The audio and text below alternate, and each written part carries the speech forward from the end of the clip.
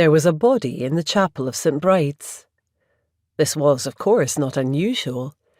That the body should be in the confessional booth rather than a coffin most definitely was, and that the body should be that of a gentleman who had been strangled, more unusual still. The red sandstone church sat proudly at the head of the main street in the village of Glencluther, just past Tayview Brew, which had twice been shortlisted for Perthshire's prettiest tea room, despite not actually affording a view of the Tay. Poor Father Driver had made the discovery when he was undertaking preparations for Sunday Mass, a service that had to be cancelled for the first time in parish record.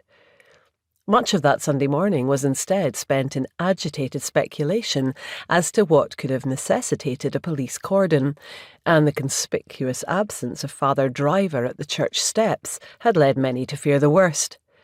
Then Judith Houston had spread the big news. "It's Mr. Galt," she reported, just the wrong side of giddy. "He's been murdered." Perhaps it was relief at who the victim was not that had coloured Mrs. Houston's response, but equally it could have been because Mr. Galt was not well liked in the village, and that his demise should have been a commissioned act was undoubtedly a factor in the speed with which she spread the tidings.